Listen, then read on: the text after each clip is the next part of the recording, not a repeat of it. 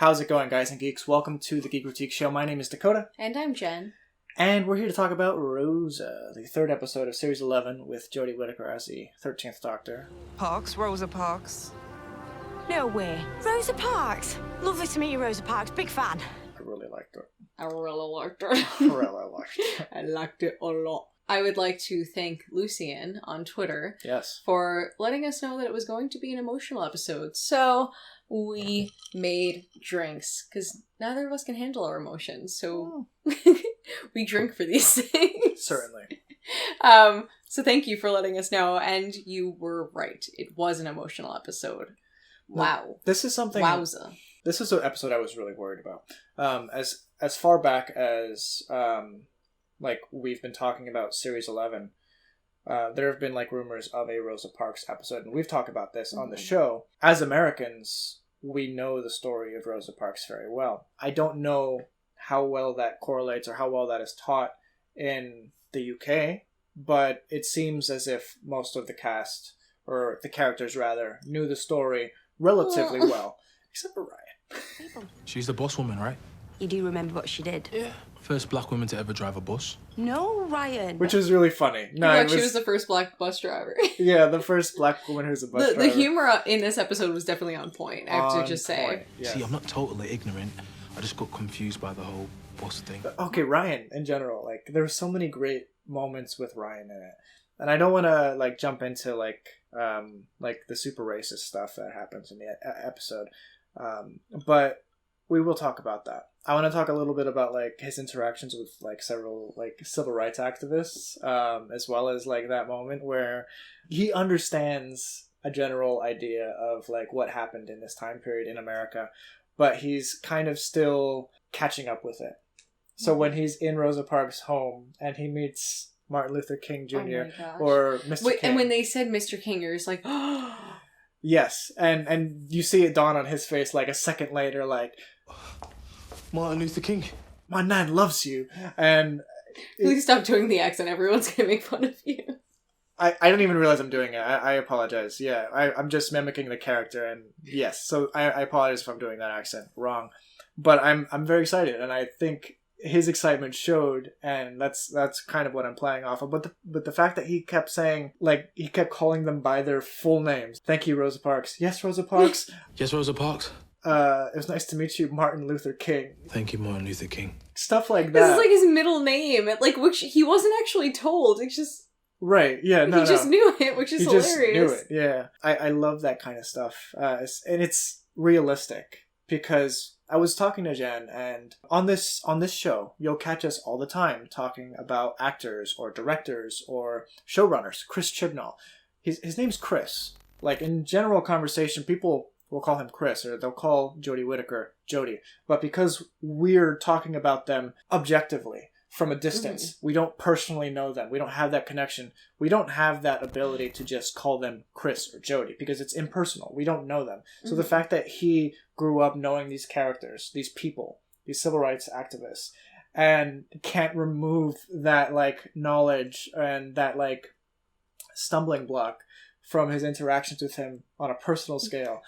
It's realistic. I could picture myself going up to an actor and saying, "Hi, Mr. Mark Hamill," and it's weird for people to be addressed by their full name, but I thought it was well done. I think too it's kind of interesting because I think this for Ryan was a really good time for him to meet these characters after losing that pillar of love, support, strength and courage that he had in his nan, and now you're meeting her inspirations. He's calling them by their first names with reverence, right? Yeah, but they don't even realize it because they didn't really realize the impact that they were that they personally were going to be history.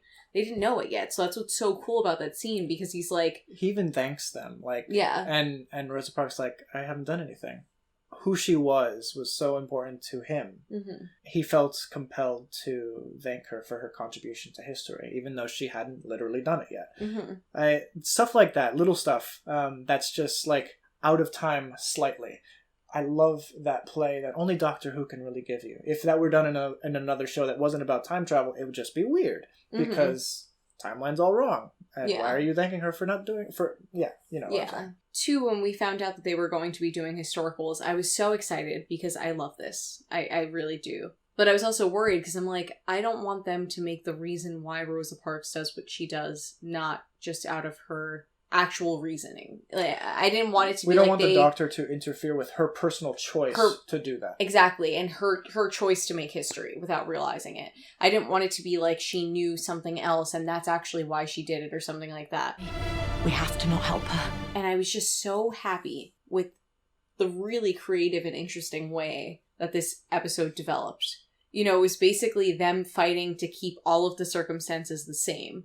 And I thought that was really brilliantly done. In America, I don't know if this is like this anywhere else, but when we grew up, the first historical figures we learn about are George Washington, Abraham Lincoln, Martin Luther King, and Rosa Parks.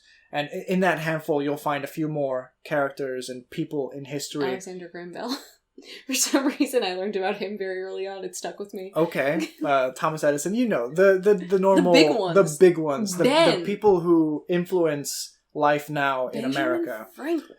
And I don't know how well like that history translates in other cultures that weren't as directly impacted as we are here in America. Mm-hmm. I love the reverence that was given to it, and there's a common misconception that was perpetuated that Rosa Parks was this like very quiet person, a very like quiet seamstress that was just very tired that day. Amen to that. That's kind of like the narrative that they built that story upon and like made a bigger thing on and a platform on. But the actual person of Rosa Parks was an activist for much longer than that, and they did that. They nailed it. They didn't like rely on what most people think Rosa Parks is. They relied on what the actual history of the character is. When we heard that, again, going back to what Lucian said, he said that this was a very emotional episode. I turned to Jen. I said, I wonder if it's going to be like Vincent and the Doctor, where they take her and show her the contribution she makes. Right. But then I realized they actually don't really need to do that because she lives to experience that change in her lifetime, where Vincent van Gogh didn't get that opportunity to experience that. And I appreciated the fact that throughout the entire episode, there is this like extraplanetary presence that they're facing in 1955 Montgomery, that it's mysterious, but it's so mysterious that Rosa Parks never like even realizes it's a thing. You know, like she never realizes there's an alien, or not. It wasn't even, I don't think he's an alien, but he's a human from a far off distant timeline. There's no science fiction from her perspective. This is just like some English people are showing up. They're kind of pushing the narrative along and like making sure everything lines up perfectly for her to have that experience on that bus on that moment. The guy, Krasko, the antagonist of the episode, was kind of played the role of like a future white supremacist who believes that like this was the first like block that fell that like ruined history in his mind. This is where things started to go wrong. And what's funny is like I kept being like, I guess they're going to explain more about him, but they didn't. And I think that works because that perspective doesn't make sense. I don't really know. I don't really know much about them, but like it doesn't make sense. It's illogical, and it's fascinating to think like they had that antagonist and he was just kind of there. He was like kind of cool at first, and then suddenly you're like, oh, that's what you fight for. Well, you're not cool at all. Wow. Yeah. That's crazy. Because you think of that time period, like seeing some of the episodes where it's like, we don't serve Negroes, and he's like, well, good, I don't eat them. You know, they were uncomfortable for us to watch, you know? Yeah, it was. For me, because if I was there, I genuinely, you know, kind of like, what's her name? I wouldn't know where to sit. I'm in between. Historically, I don't know where I would have stood. I think it would have been based on my mom's ethnicity, which would have meant I would have been in the back of the bus, probably. And it's extremely sad for me because just thinking about like that people in that time period genuinely had this prejudice, this deep-rooted evil prejudice. And that was life not too long ago. Yeah. Less than a century ago. That's crazy to me how much has changed. And for me, it's kind of interesting too, like, just because this semester I've been taking U.S. history, so I've been learning a bit about this, not to be like, I've been taking U.S. history, I'm so smart. But it's just kind of cool, like, seeing all of the things that I've learned up and how circumstantial slavery in the States was. It really didn't have to happen. And learning about that and seeing the outcome and this, that, you know, some people still feel that way today is, like, pathetic. I don't want to get too much into, like, politics, but segregation in that time period was literally forced racism. Mm-hmm. It forced you to be racist. We can't serve them, or go to the back of the bus. You're colored. That's what it was. Well, like, that was the whole point. Like, when they wanted to start initiating slavery, they made a bunch of laws to make sure that Black people were separate because they wanted white people to not have empathy toward them. They wanted them to feel different, so that way it was easier to alienate them and then make them subordinates.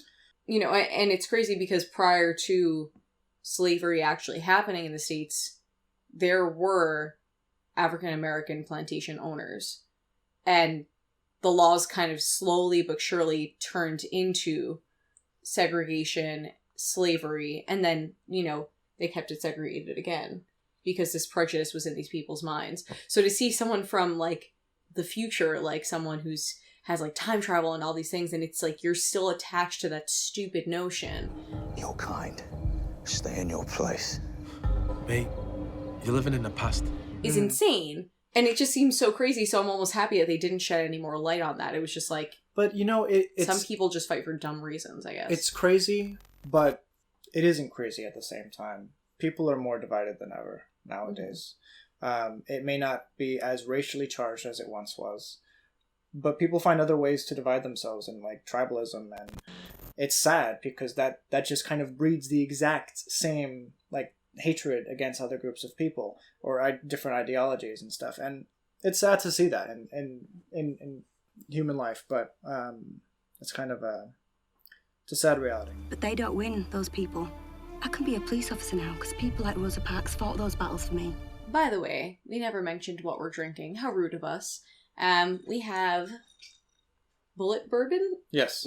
Bullet Bourbon with ginger beer and apple cider. Very fall, very festive. Yes, and if you are watching this, you're probably eating or drinking something because it's a very long episode. We ramble here on the Who Review. We, like, try so hard. We try so hard to, like, keep it concise, and we actually, like, write down things to talk about, but we just kind of, we love what we do, honestly, and we're so happy that you guys have, like, found us and we have an audience to speak. So what are you drinking? What are you eating? We're curious to know. Write it in the comment section down below.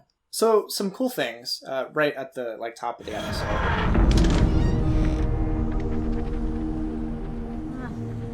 Nearly. We learn that the Doctor has been trying and failing to get them back to their time period, and, like, the closest that they've come is 1955 Montgomery, Alabama. You can see it in Yaz's face, like, that kind of rings a bell. Like, what is that? And then she realizes, oh, it's Rosa Parks, and they realize throughout the episode that, like, oh, the whole reason the TARDIS brought us here is because of Rosa Parks, and, like, she's covered in what's called Artron energy. Also a problem. Registering traces of Artron energy all around her. Why is that? I thought that was really interesting because I've heard that before, and I can't remember which episode I had heard it from, so I looked it up. And it's actually from, like, it's from audio dramas, like the Big Finish audio dramas, as well as, like certain novels. And I don't believe it's ever been in any, like, actual Doctor Who episodes, like TV episodes. So the fact that Malorie Blackman took that potentially non-canonical thing and, like, made it canon, I love that kind of stuff. But is it canon? I think so. It is now.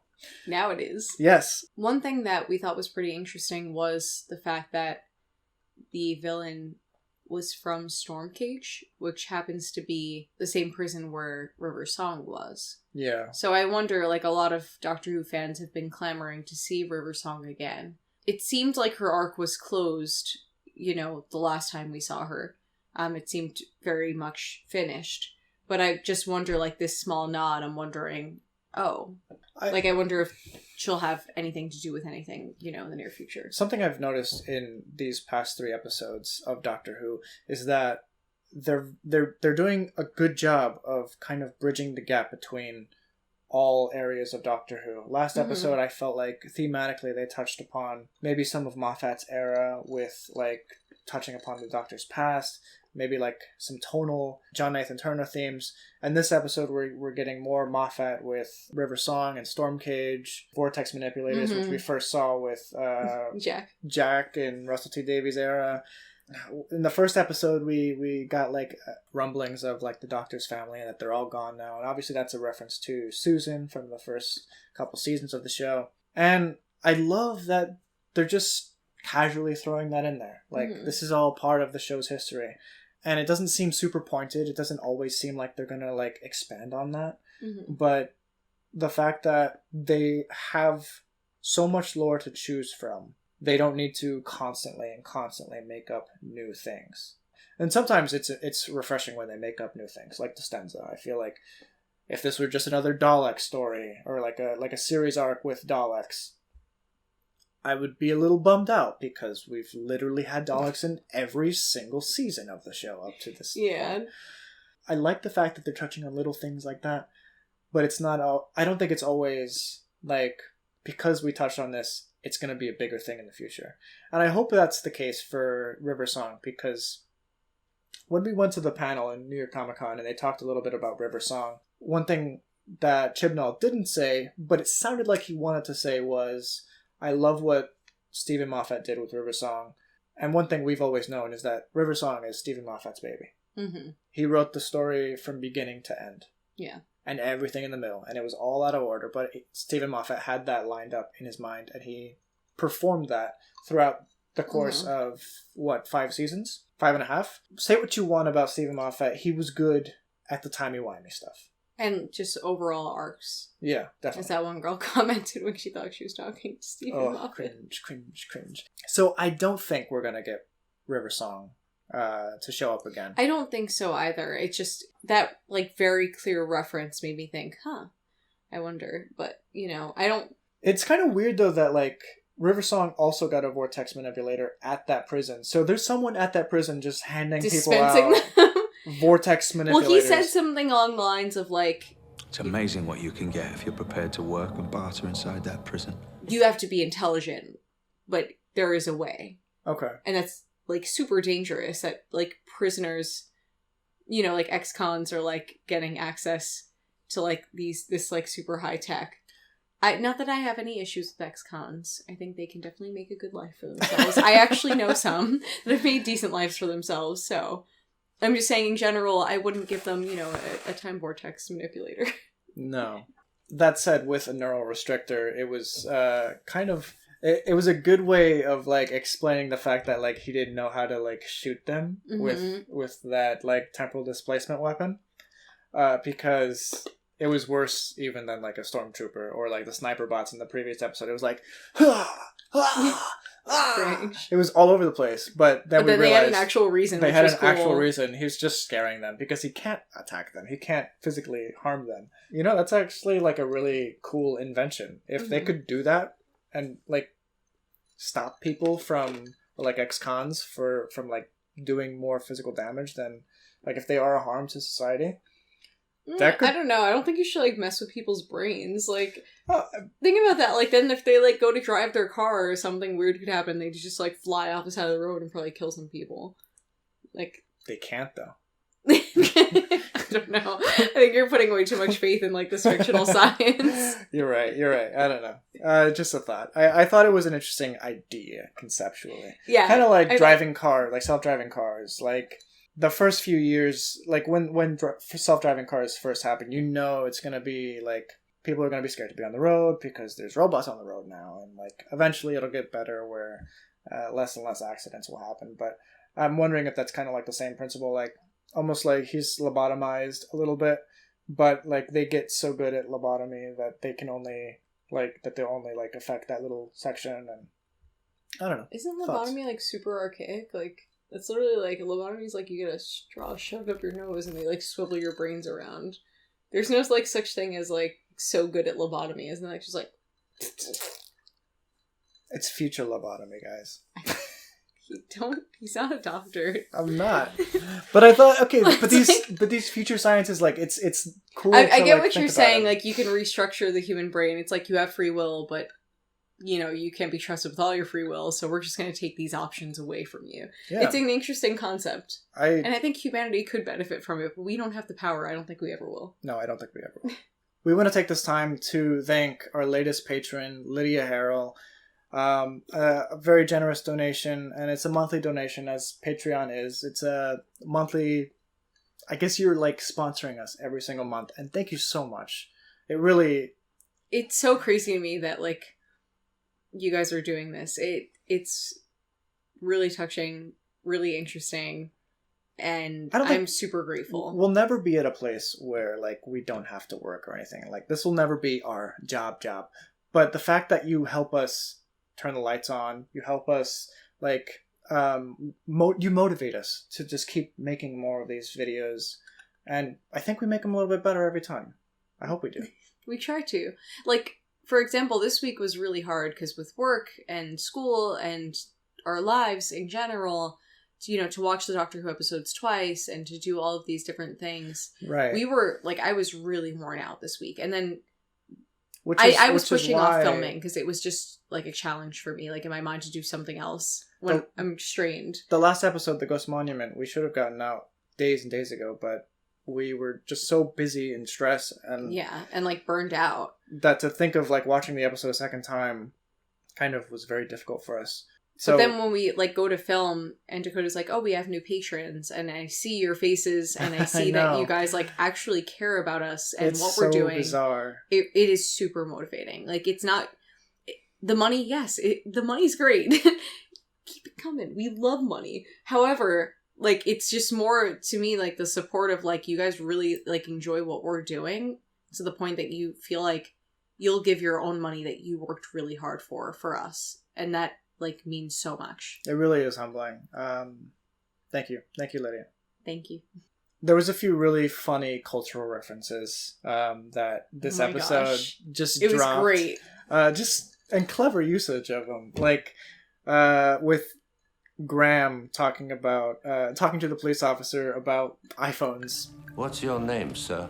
Steve Jobs.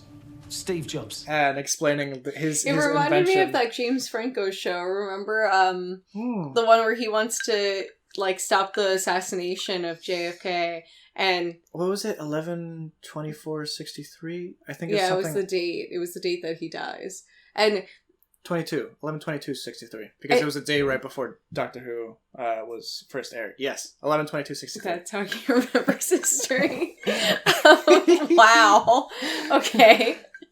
Anyway, so he like puts his iPhone there to like get the guy to watch the video so he can escape, and it reminded me so much of that. Just because they're in a hotel, which is the same situation that actually it was like very similar. Speaking of which, I was actually thinking about that during this episode. In general, it felt because the whole point of that show, 11/22/63, is that this person is tasked to go back in time to stop the assassination of JFK, which it's just like time is just fighting against him. Literally, every step he takes, time is fighting against that change.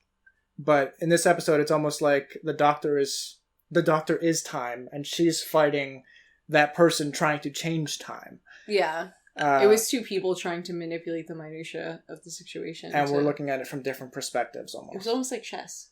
Yeah. You've been disrespectful with me, Mr. Jobs. Steve Jobs would never disrespect a Montgomery police officer. So the doctor was writing something on the wall with some erasable ink. Really? You ain't Banksy? Or am I?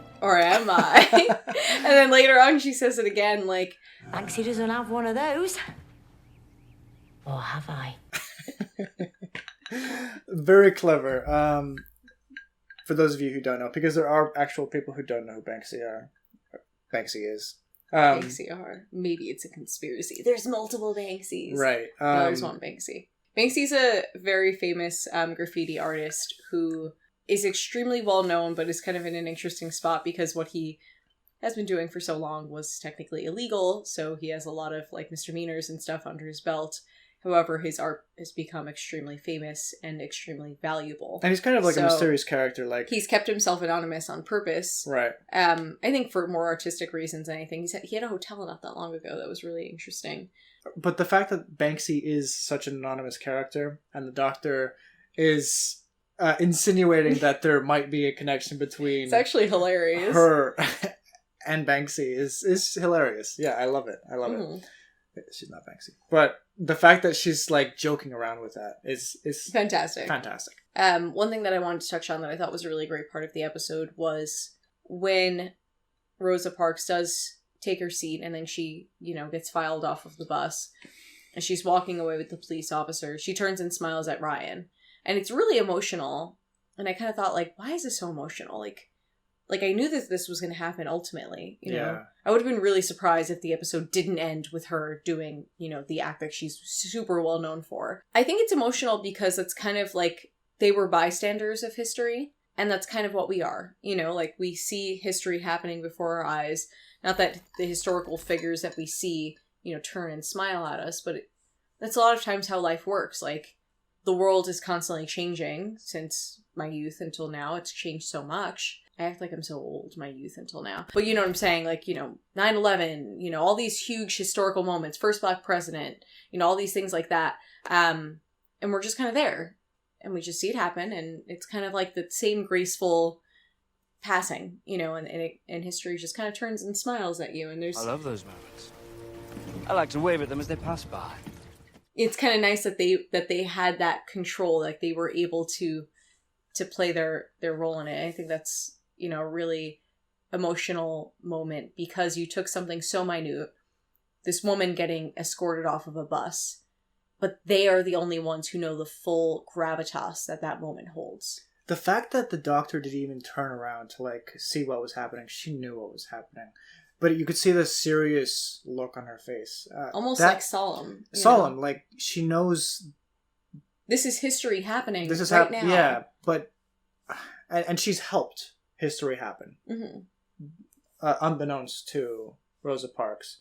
But just that look on her face of like... She chooses not to see it almost. It's almost like she doesn't want to look because it's so disgraceful that this has to happen. Yeah, that's true. It's tough.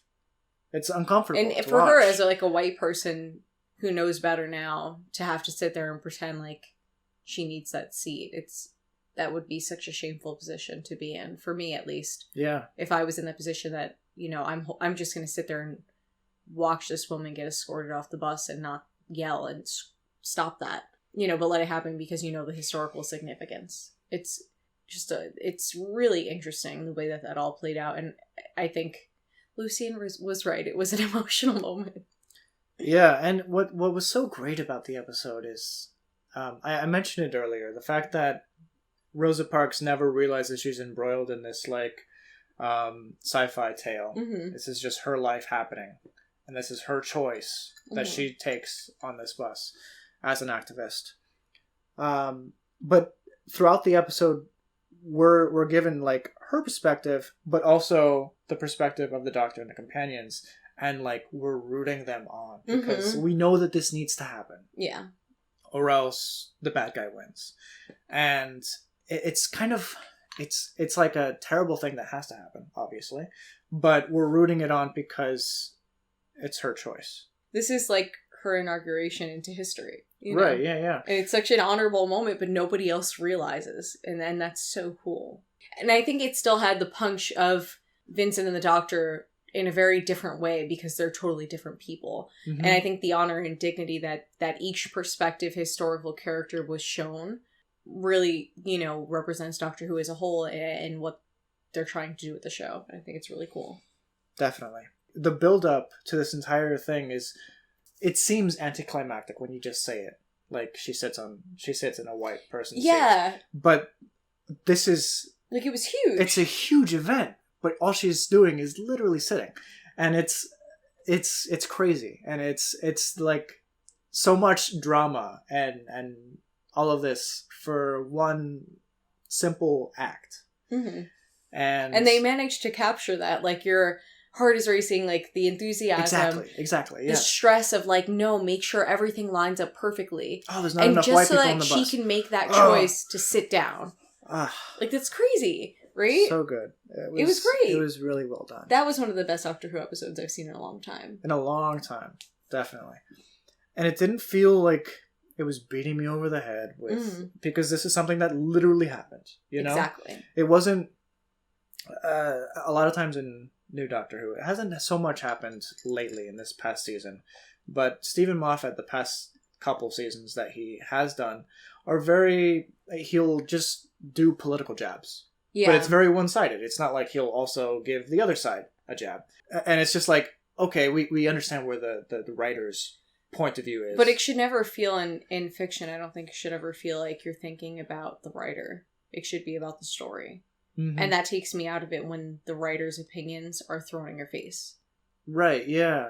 Because it distracts me because it's like, oh, I know what he's talking about there. Oh, I get that that's what he's referring to there. But I shouldn't be thinking about Moffat because he's not the star of the show, is he? Well, maybe he was. Classic genre fiction is always a little bit ambiguous. They'll give you morals. They'll give you like outcomes. Like this could potentially happen in the future if we keep going on the way that we are, or if virtual reality becomes so crazy, our kids can stop caring about their parents and just care about their computer and like extreme things. Like Kurt Vonnegut did a lot of that kind of stuff where he'd give you a very extreme future. Yeah. A dystopian future, or like fantasy writers will give you like crazy stuff that could have happened in the past. And it's something to learn off of. But it never feels pointed at any one particular political It's just more ideology. General, like just a commentary on human nature. Right. At least, versus, with Vonnegut. Yeah, no, but classic science fiction is like that. It's a commentary on human nature, not on human politic. Mm-hmm. And I appreciate that with this episode, it felt genuine. It felt like they weren't pushing a narrative for the sake of pushing a narrative, you know? It was, this is something that truly happened. Maybe not so much the science fiction parts of it. Although that would be, it's fun to think of it now in that light. But yeah, I know I'm rambling a little bit. But I feel like this is... We always do this.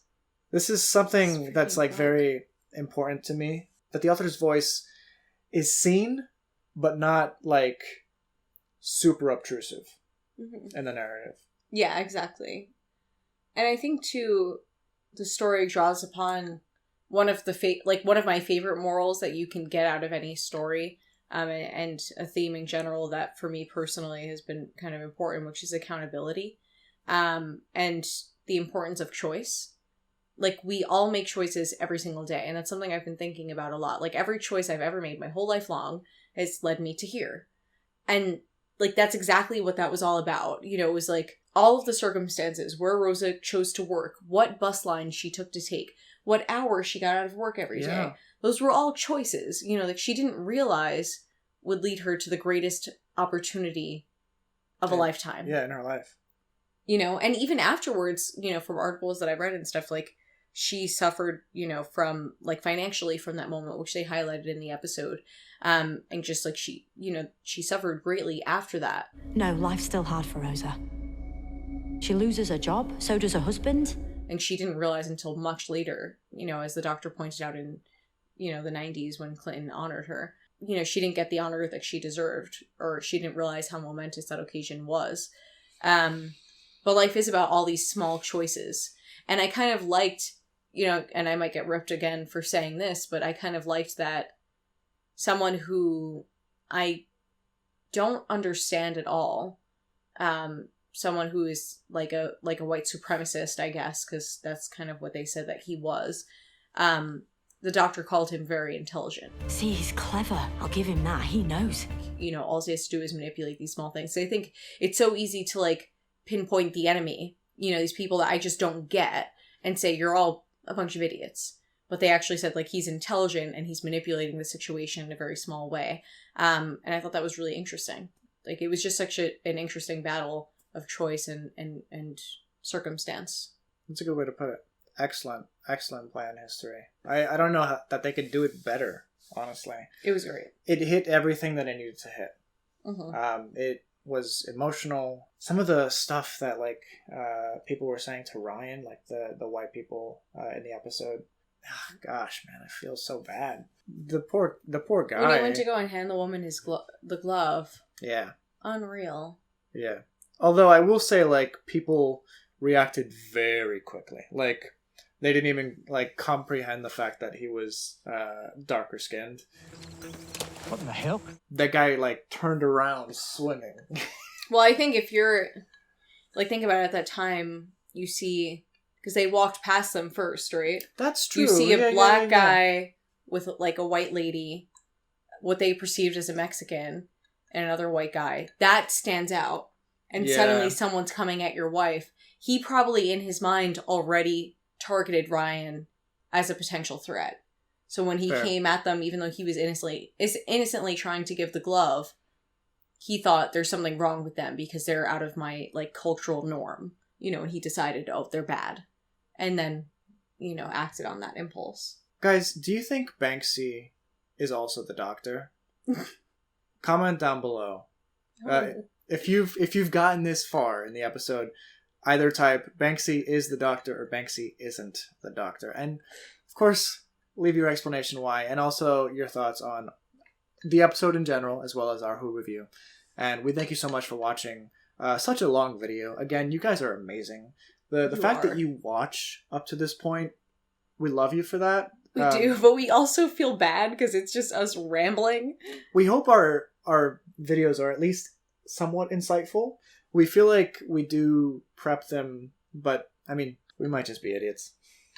There's a strong possibility. There's a distinct possibility.